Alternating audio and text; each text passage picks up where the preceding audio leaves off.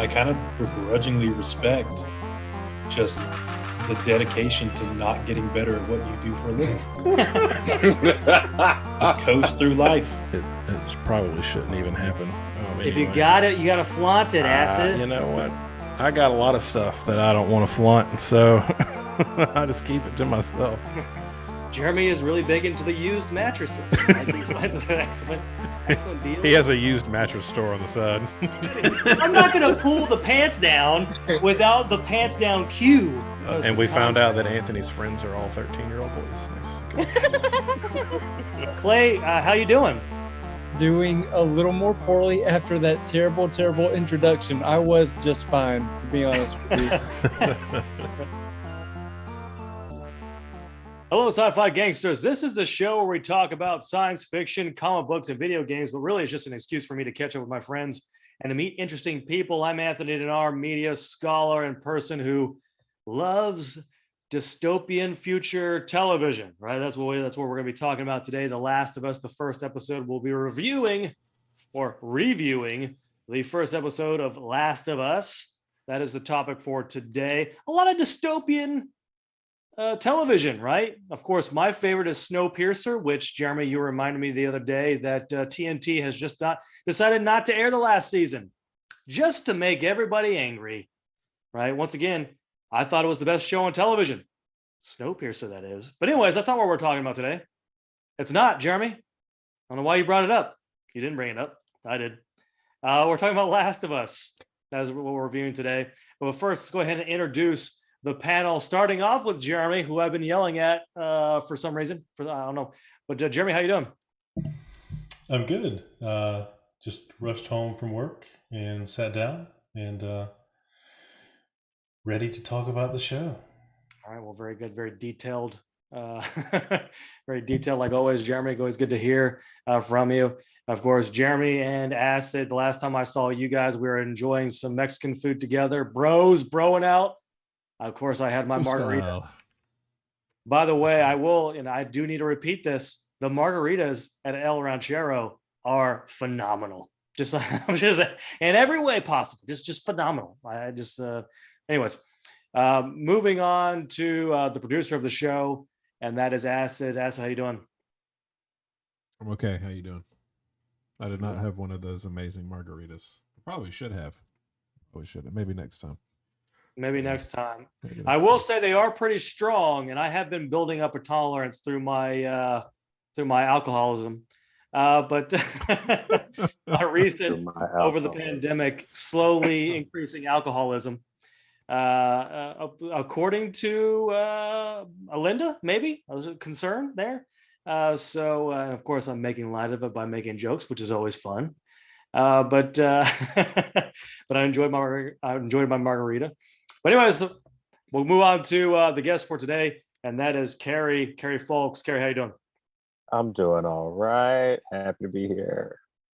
Well, fantastic. Now, Carrie, every time we have you on, it seems like we're always reviewing something, right? It's always we're reviewing a movie or television show. Yeah. What was the last one? That was a couple bottles of wine ago. I don't remember. I think we talked about Zack Snyder's zombie film. What was the name of that film again? What was that? That's true. We did. Was it Dawn of the Dead? Like, no. Something Dead of the Dead? I don't know. I know it had dead in there. It was terrible. I remember that. It was pretty bad. Yes. There was a zombie tiger. I remember that. Did you do when we did Justice League? Were you with us when we reviewed Zack Snyder's Justice League as well? I don't think I did Justice League. I know I did the Matrix. Was that the last one? Matrix. That was the new Matrix? Yeah, the new Matrix. Okay, there you go. That's what it was. Well, fantastic. Well, now we have you here to review Last of Us. Something that's good. All right. Well, very good. Wait, the Matrix is good. No. Jeremy has already he's already put his Jeremy has already put his cards on the table. He's given away how he feels about the first episode of The Last of Us so far. Before we get in, we'll do what we always do. We'll catch up.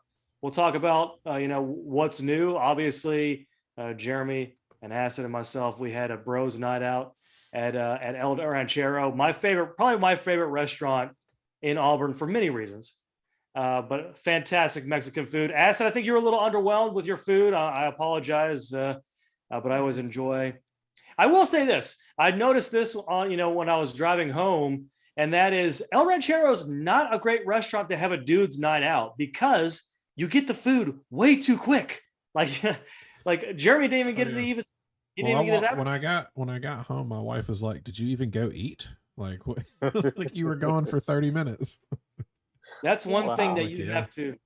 That's one thing about El Ranchero that you have to sort of like understand is like you're getting your food immediately, and so like and a lot of times when you go to a Mexican restaurant, you want to enjoy the chips. Maybe you ordered an appetizer, a cheese dip.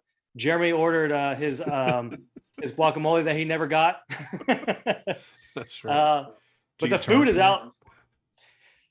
But it's kind of crazy how quickly that food it is delivered to your table. And you're like, okay, I guess we're eating our main meal right here. So I don't feel like we had a chance to talk. I mean, we talked a little bit. I don't know. But anyways, but we'll go ahead and catch up a little bit. We'll go ahead and start off with Jeremy. What's new with you? I mean, not a whole lot. So at dinner the other night, I was complaining about a podcast I was listening to about a popular YouTuber. And so it was like a 3-hour podcast. And so I'm like finishing it up. And I am now even more irate after having gone down the rabbit hole a little bit and watching some of this content that makes these people just ridiculous amounts of money. And it, to me, it's just absolutely vapid and pointless. And I don't understand it. And the media I'm angry that these people make millions of dollars a month. I do, so as someone who, we obviously grew up on Facebook and all the TikToks and everything. We kind of, it was around MySpace. We were adults before Facebook came around. I joined Facebook right out of high school. So like as soon as I graduated high school, I was on Facebook. All right. So yeah, we didn't really grow up with Facebook. Anyways, moving on. So these new digital platforms, they seem like, I guess to us, we're kind of like the old guys of the old. No, I can watch it and I understand why people get, like down the rabbit hole of watching all the videos, because it's like they're specifically engineered to release dopamine every so often. But when you like look back at it, like this was not done artistically. Like it's nothing but entertainment junk food. I mean, what they're designed to do is they're designed to fill in the in between moments, like the me walking from my kitchen table to the bathroom. I'm gonna watch a TikTok video. That's what it's designed for. It's designed for those moments of I'm on the metro and I'm on my way to work, or I'm taking a break from my computer console because I'm tired of looking at my whatever. So I'm gonna look at a couple of TikTok videos. That's what it's designed for. It's designed. I'm not talking about TikTok because I'm not gonna watch TikTok because I'm a grown man. I'm talking about YouTube. Let me say this about grown man. Let me say this about TikTok. So I've been watching some TikTok videos and everything. And also Facebook has their own version of TikTok as well. Like it's basically TikTok, but on Facebook. I will say this about TikTok. It is simultaneously the most obnoxious thing that you can ever watch. Like you'll watch things where you're like, I'm angry especially the ones where like people are just pointing to words, on the screen, like doing like this thing where they're just pointing to words on the screen. Don't get me started. It's just like, anyways. But he watches them. He knows those are the obnoxious ones. Those are the obnoxious ones. The ones that are enjoyable are the short little bits, like the funny bits what people do. Where it's like if it was SNL, it would go it would go too long, right? It's funny for like a snapshot, like that. This little thing right here is funny. That's what I find interesting about TikTok is like it's a funny little idea that's not a full-fledged sketch, and that's the appeal of TikTok to me. Also, I like watching that stupid kid putting buckets on people's heads and running away. I don't know why. It's stupid. What? He'll go. You're promoting harassment, So Anthony. That's what you're doing. yes, in a way, yeah. But what he'll Yeah. do is, and actually a lot of TikTokers do this, where they'll just go out in public, like they'll go to Home Depot and they'll take a bucket and they'll throw it on someone's head, like they'll put it on someone's head, and they'll run away. And the guy will see them running away, so he has a jacket on. He'll see the kid running away, and the kid will run behind a corner, take the jacket off, and walk back this way, like he's another person. And it's entertaining. It's fun. This is hooliganism. Yeah. I mean, It is. this is why The Last of Us should happen. And we should be You're reset right. as a society. You're absolutely right. Wow. We need to cut that. We need to cut that and put that into the intro for next time. Yeah. There you go. Last of There's- Us should happen. There's Jeremy's. I will say this: When it's does that also happen very, now? it's also very satisfying when things go wrong for them and they get like tackled or whatever. Like, and so that's always fun. Sometimes they'll get punched. And everything. But these So are children, so that's still assaulting a child, right? they're 18, 15. Who cares? You can punch. If someone throws a bucket on your head, you're allowed to punch No, them. they're in their. I'm sure they're in their 20s. They might very well be. All right. Get a Right, so- job. That is On their a job. very different side. That Sadly, is- sadly, that is their job. That is their job. Get a job that's that engage with society, right? They're bringing me pleasure, Jeremy. That's what they're doing. So they're bad. they're bringing me laughter. Don't There's watch there's it one anymore. guy who he pretends like he's on the phone and he'll say something mean about the person that he's walking up against, and but then he like pretends like he's talking on the phone. He often gets like punched and stuff, which is it's always enjoyable. Anyways, that's TikTok. But So but bad. moving on to Acid, what's new with you? Oh god, not a whole lot. This, a couple more days of work this week, so I'm just kind of ready to get through it. My daughter's in show choir mode, so we've got show choir concert tomorrow, and competitions about to go wild in February.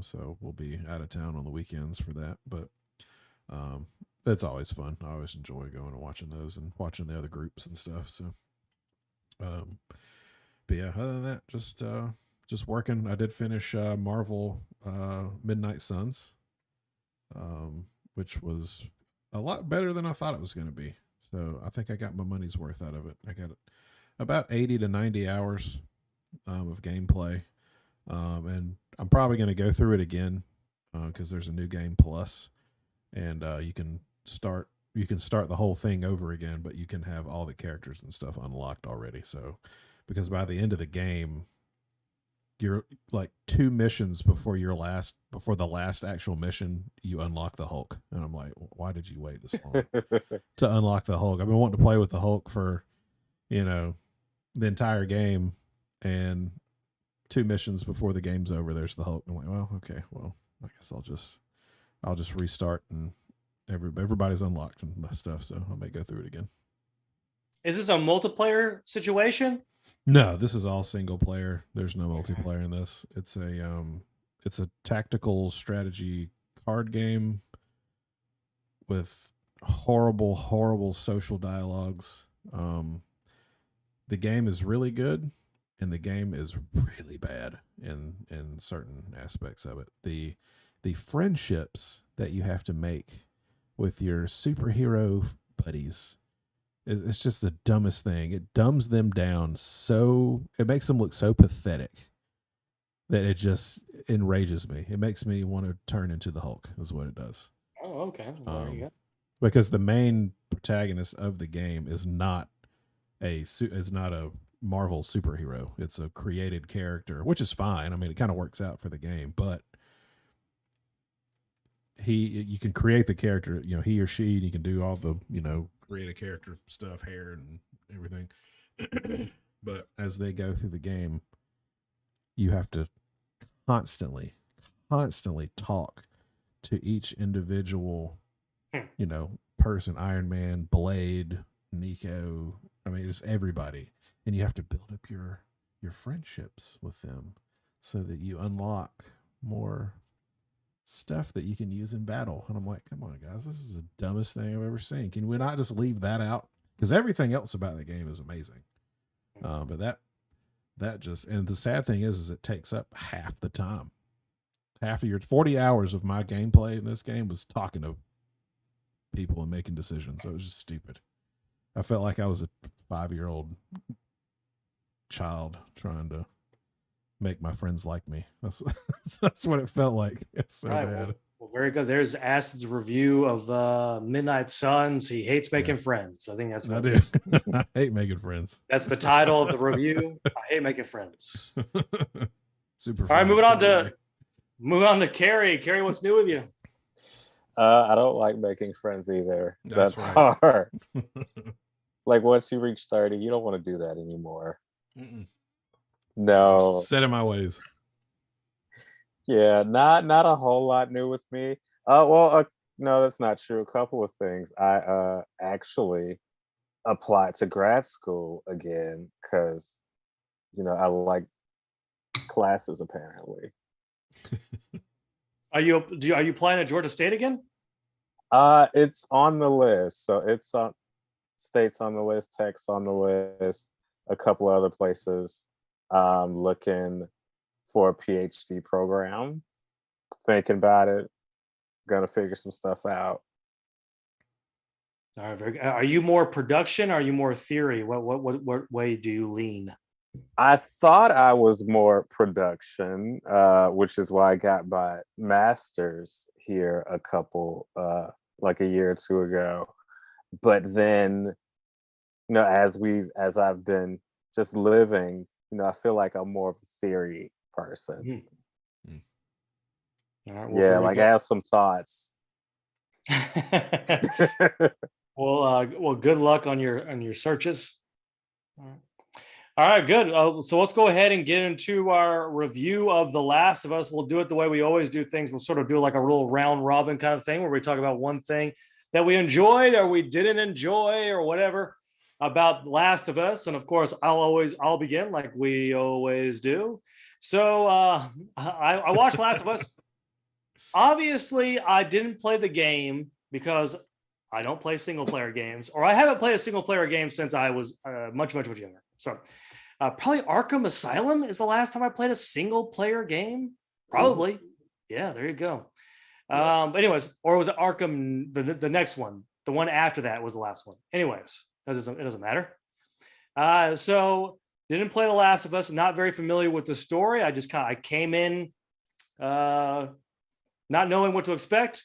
And I enjoyed it. I will say this, and this is more of a thought piece or whatever. This is just me talking.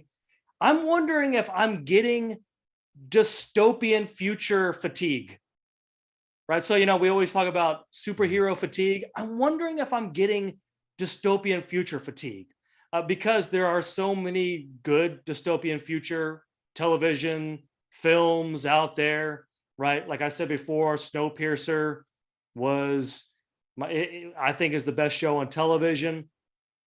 So Last of Us, in many ways, it reminds me of so many other dystopian future shows.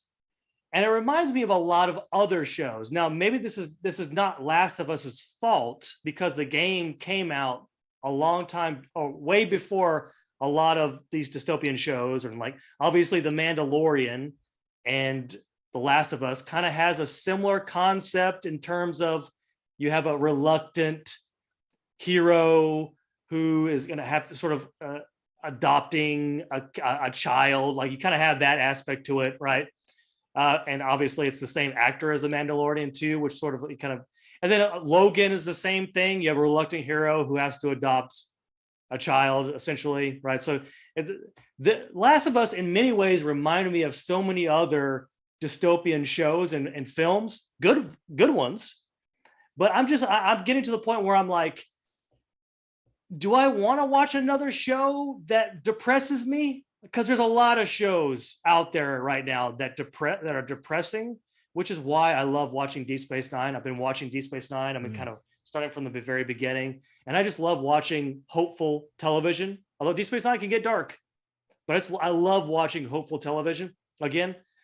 But I wanted to give Last of Us a chance. I will say this, and Jeremy, Acid, Carrie, you may disagree with me on this, but I much more enjoyed the first half of the film or the show episode than I did the second half.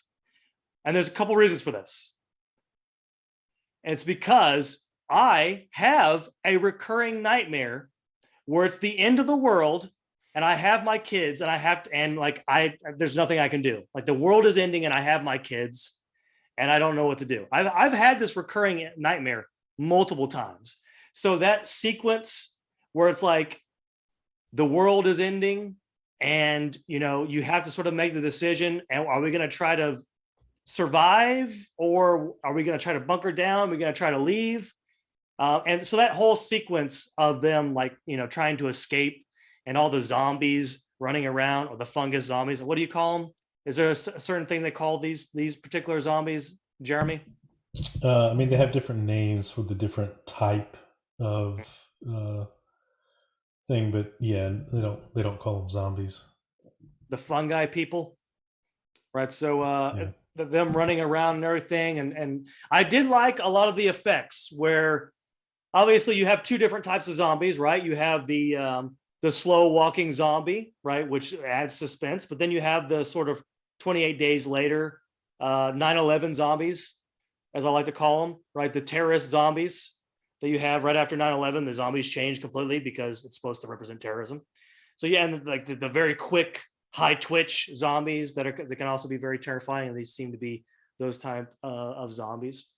So yeah, I enjoyed the first half of the show more than I did the second half, and I think a lot of it has to do with just that I've seen this before, so maybe it'll go in a different direction. But I'll go ahead and tag Jeremy in. Yeah, I mean, I wouldn't necessarily disagree with you. So, it was, my understanding is it was originally supposed to be 10 episodes, and the HBO executives watched the pilot and made them recut it to where they combined episodes 1 and 2, because they thought that the episode 1 didn't end on enough of a hook to get people to come back. And so I agree with you. The last, I'm not going to say the last half, but especially the last 10-ish minutes, I thought should have been in the next episode.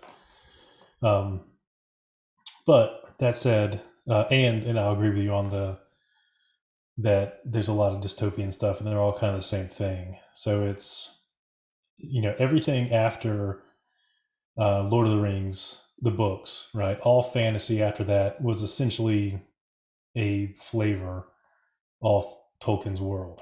And all dystopian stories, for the most part, after The Road, Cormac McCarthy's The Road, are all flavors of the same thing.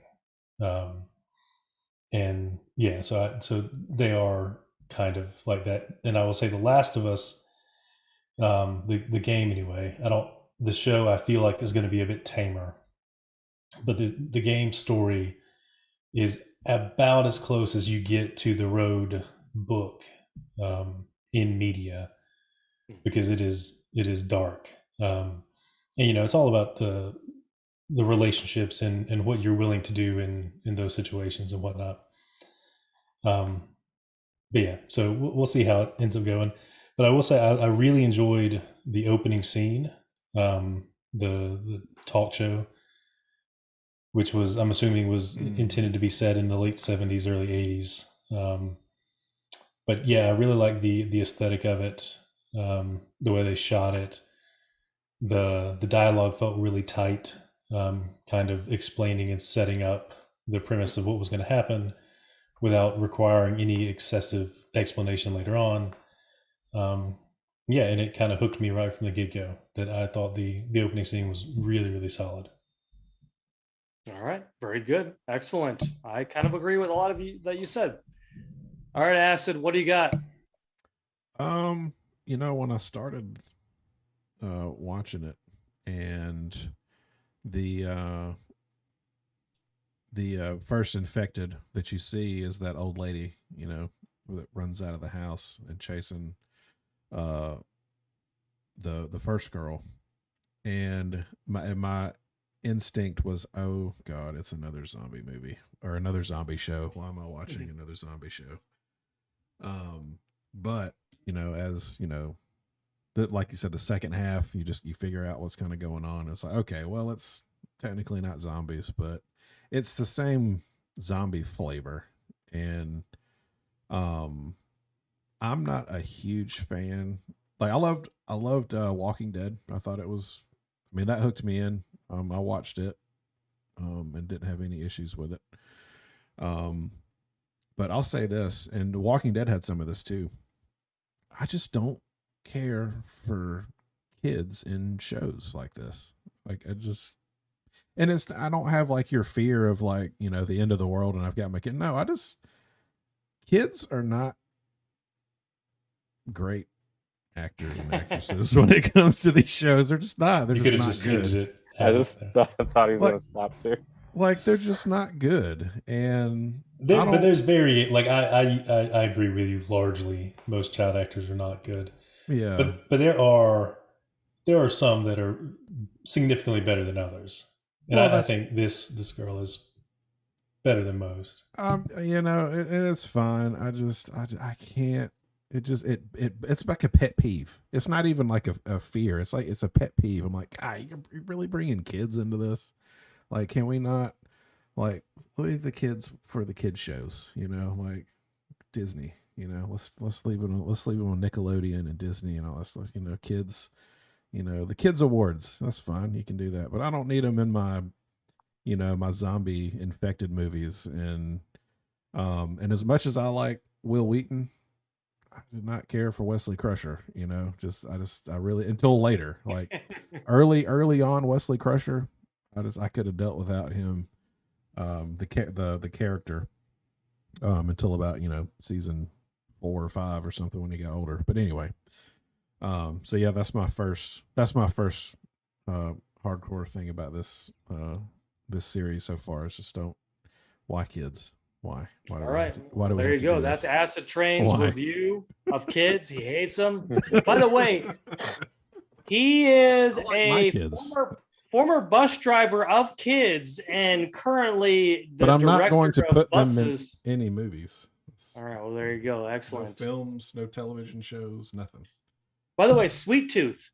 Sweet Tooth is another example of a show that's very similar to this, right? Which I enjoyed. I enjoyed Sweet Tooth. All right, so moving on to Carrie, what do you think? I actually enjoyed this more than I thought I would. I didn't play the game like you. I've watched people play the game just out of boredom, wanting to see like what's this about when it first came out years ago. And then I rewatched it because I was curious. I wanted to know like how close were they going to be, to the game. Like I wanted to know like where were we going to start this story, which they literally started with like the first image of the game. I was like, oh, okay, so like I guess like we're truly going to honor the thing that came before, which is I don't not weird, just like with an adaptation, like it's like sort of unexpected, which I guess is like sort of the argument with whatever you adapt from an IP is like, well, is it going to be the same? Is it going to be different? What are we doing? Is it its own multiverse? So it's not the thing we saw before. It's So I was like, okay, this is actually good, decent, and I was really I don't know. I guess I disagree with Jeremy about the acting. I like the acting. I thought, and I disagree. I thought the kid did well. I don't know. Kids don't need to be throwing F-bombs. I'm sorry. Well, not that kid. Oh, you mean The first girl. Oh, in the Yeah, beginning. I thought she did well. Yeah, well, she was old enough. I mean, she seemed more mature than the other one. And when I first watch, I go again. I didn't play the game either because I don't have a PlayStation or anything. So, but I think I'm going to get it when it comes out on PC. Oh, because you can pre-order it now, by the way. But anyway, I was kind of hooked. I was like, okay, well, she's fine. She's doing well. And then that happened. I was like, well, there went that. So it was kind of Yeah, and because it's like, especially with those characters like that, because now uh Pedro's character, like, he is now this unsuspecting hero. He doesn't want to do this thing. Now he has to do it. And now he has another child to take care of, and is reminded of the first kid that he couldn't take care of. So, like, I think if I was doing this, like, I would, purposefully want that to evoke that emotion out of people. It was like, hey, remember this? Remember that girl? Now he's got to deal with all that all over again. Mm-hmm. All right, well, very good. It seems like Carrie, he loves the acting, can't get enough of it. Acid disagrees, he hates children. All right, Jeremy watched it, played the game. All right, let's go ahead and get to our second thing that we want to discuss about Last of Us. Obviously, I'll be watching this show because, well, the rest of the episodes, because we'll probably be talking about this on as part of our show. But here's the thing, and I don't know if this works, because as when I watched the first episode, like I said before, I enjoyed the first half of the episode more. Like when the outbreak is happening, I think every zombie show or film or show that's similar, like there's some sort of like outbreak or alien. So what's the You Can't Speak movie? What is that called? A Quiet Place. Quiet Place. Like, so it's a very common theme where you start the movie or you begin the movie where you're like, you show the events of what caused the dystopian future, and then you sort of, but the majority of the show is about the dystopian aftermath. I tend to enjoy when they focus more on the events that are like the ground zero of it. I don't know why. It's something. It's more engaging. It's more like it sort of generates a lot of fear emotions in me. So I could kind of think of several examples of this when The Quiet Place sort of alludes to the event where everyone's sort of freaking out, right? It's where you're in this sort of like, it's a normal world, and then it's sort of interrupted by this like world-ending thing. Bird Box is another example, right, where it shows the beginning of the things that are happening. Could you do a film or a television show that focuses just on that time frame, that doesn't come across as 2012 movie, like it's a 2012 like natural disaster film? Could you focus on just that, this is the crazy crap that's happening right now, and just focus on that? I don't know if that's even possible. I mean, that's pretty much what War of the Worlds is, but that's a different type of story, right? That's an action story. This is a story about human nature, and so it's about relationships and what people are willing to do when they're divorced from their humanity for a certain period of time. So I think that's just a whole different type of genre. I think you're right. I definitely think you're right. I really enjoyed the War of the Worlds too. I know a lot of people. I know that movie got a lot of flack, but I really enjoyed Every that. Tom Cruise movie gets flack because people hate him because he, whatever reason, I don't know, but people love to hate the guy. So Jeremy, what do you got? So I like the casting. So I thought pretty much every role was pretty solid. Bella Ramsey and Pedro Pascal, both Game of Thrones alumni.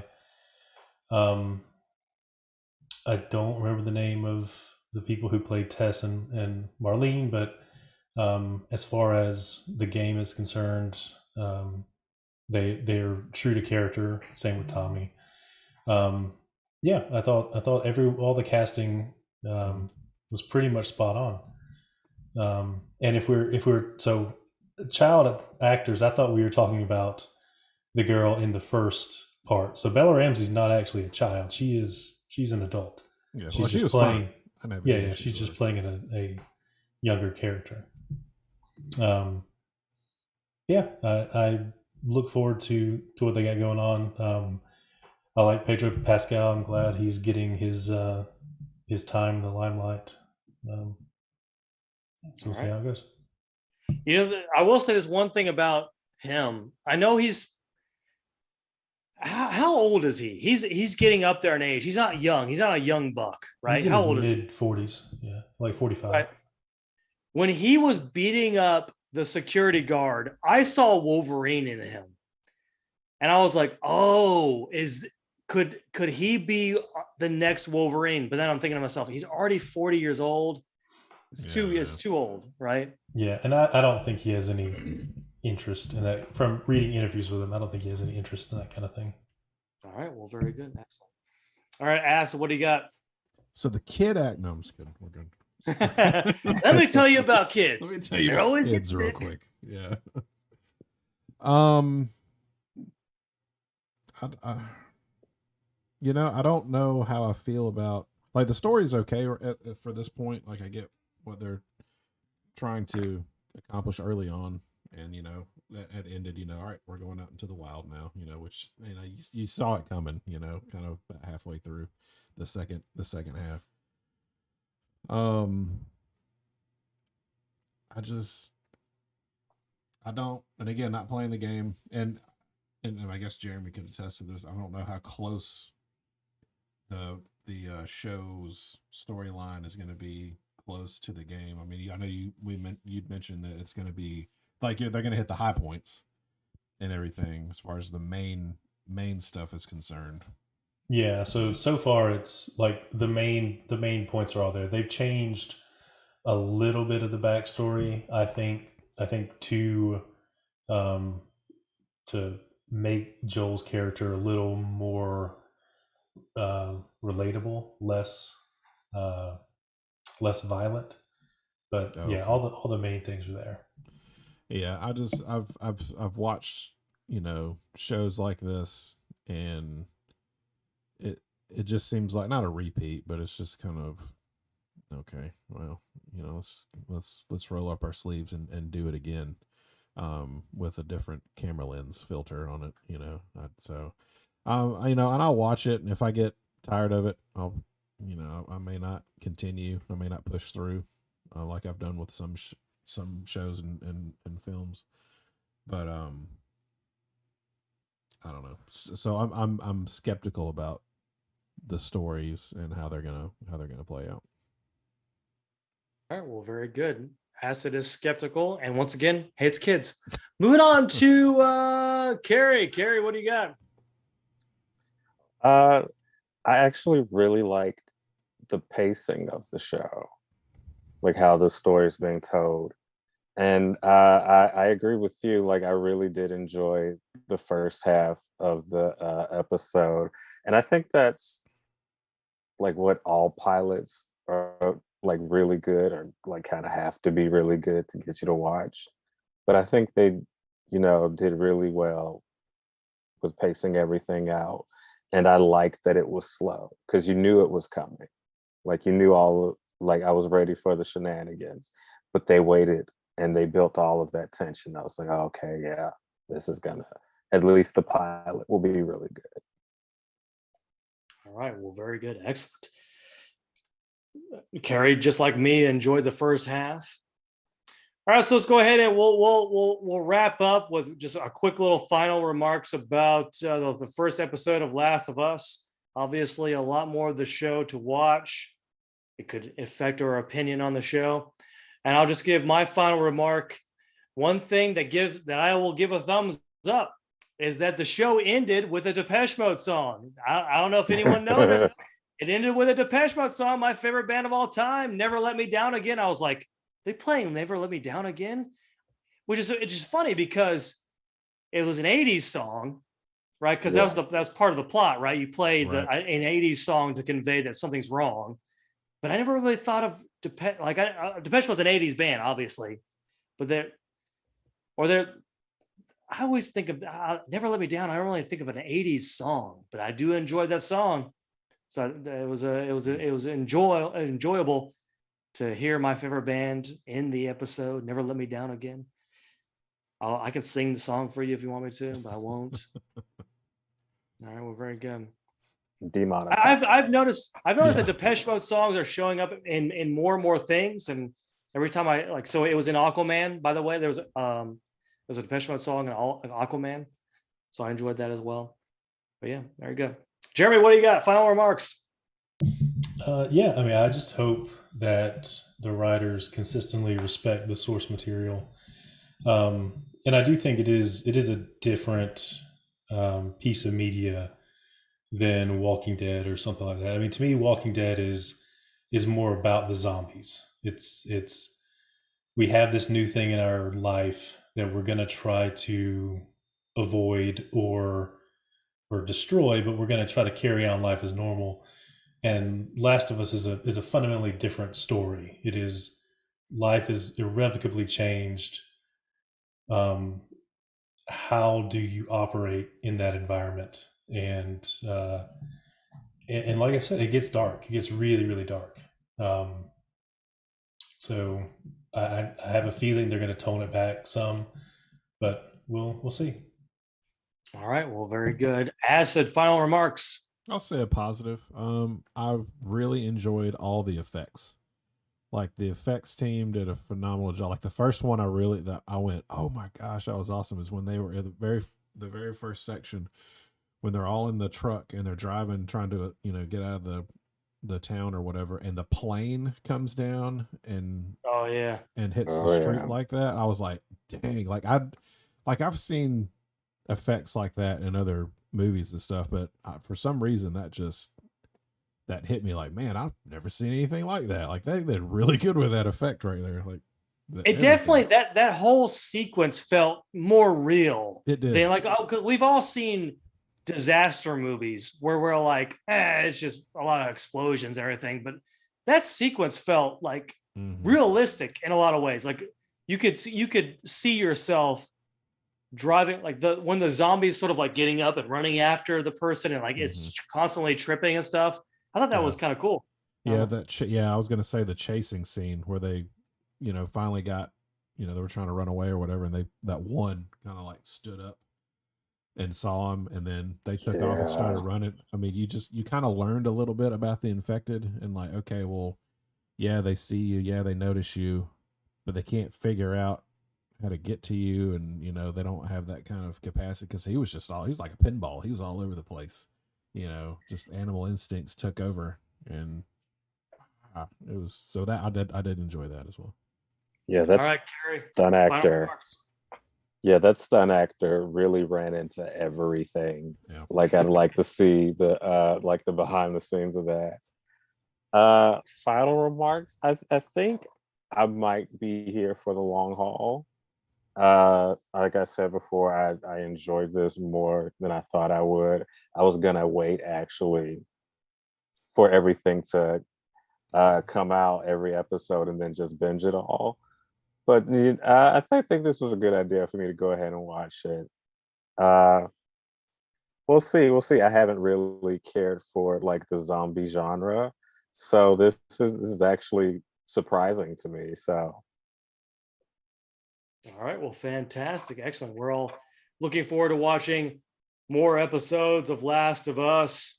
But that is the episode for today. Once again, you can always check us out, sci-figangsters.com. And you can also listen to the audio version of every episode wherever you get your podcasts. I'm Anthony Denar. We have Jeremy. We have Acidtrain. We have Carrie. That's it for today. Goodbye, everybody.